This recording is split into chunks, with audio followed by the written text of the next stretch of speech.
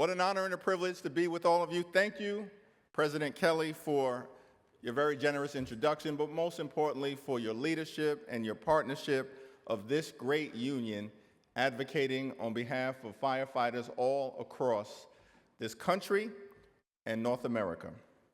Also, the Secretary-Treasurer, Frank Lima, so thankful for you and your leadership in connection with this great union. A few weeks ago, I had the opportunity to visit Altadena and the Pacific Palisades in California with Frank after they had been devastated by severe wildfires. The scene, of course, was heartbreaking. Homes burned down, schools destroyed, small businesses decimated, houses of worship and community centers completely gone, an entire way of life lost in these communities. For people of all races, all faiths, and all backgrounds, we know that extreme weather and natural disasters do not discriminate. So I want to first express my gratitude to all of you for all that you do and those who are on the ground, and specifically, of course, to the California firefighters who kept people safe and minimized the loss of life. We're so thankful for the work that you do, and that is just one illustration of what firefighters do each and every day, each and every week, each and every month, year after year after year, on behalf of the American people. The climate crisis is upon us. Wildfires and natural disasters are becoming more common and more intense. You are on the front lines. You show up to protect and serve when people are dealing with crisis, tragedy, and unfathomable loss. You run toward danger when people are running away from danger. We're grateful for the work that you do in keeping the American people safe. And our promise, of course, to you is that we will stand with this union and stand with the firefighters of America to make sure that you are always treated with the dignity and respect that you deserve. The bravest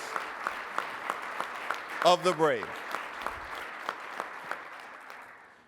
Now, House Democrats believe here in America that when you work hard and play by the rules, you should be able to provide a comfortable living for yourself and for your family, educate your children, purchase a home, have access to high-quality health care, go on vacation every now and then, and of course, one day retire with grace and with dignity. That's the American dream. That's the American dream. That's the American dream, and no one has done more to promote that middle-class way of life than organized labor, and that is why we will always stand with you. Always stand with you. Your values are our values, and our values are your values, and House Democrats will always stand with you. The firefighters of America and organized labor.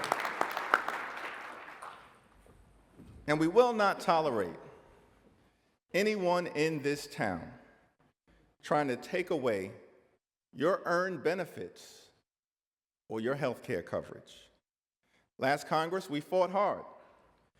Great leadership from President Kelly on a whole host of issues, including to include long-term funding for the World Trade Center Health Program so that we could be there for the heroes and families who were there for us on 9/11 and in the days, weeks, months, and years afterward.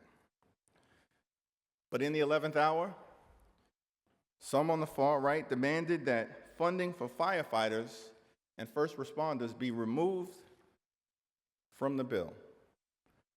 That same crowd recently tried to cut funding to the World Trade Center Health Fund, this year until you all and the American people rose up and demanded that those funds be restored.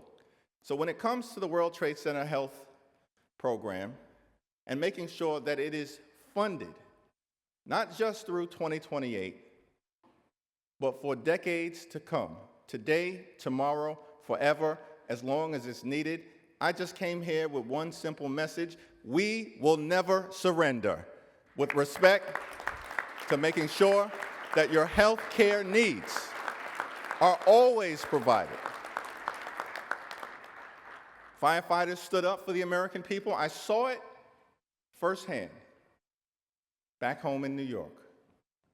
Stood up for the American people, the bravest amongst us, on 9/11 and afterward in terms of the recovery. And America must always stand up for you. That is why we voted in the previous administration to protect union-negotiated pensions for firefighters and others in the American Rescue Plan. We fought hard to make sure that funding for state and local governments could continue to be there so you could provide the public safety services that are so needed all across this great country. And of course, partnering with this great union and President Kelly, we were successful in passing the Social Security Fairness Act to protect your Social Security benefits and end an injustice that lasted for far too long. For far too long. You earned it. You worked hard for it. You deserved it. And we'll always make sure it's there for you. We will never let anyone take away those earned benefits. We will always have your back because firefighters have always had the back of the people of the United States of America. We are eternally grateful. We stand with you today. We stand with you tomorrow. We will stand with you always and forever. God bless this great union. God bless the firefighters of America. May God continue to bless the United States of America.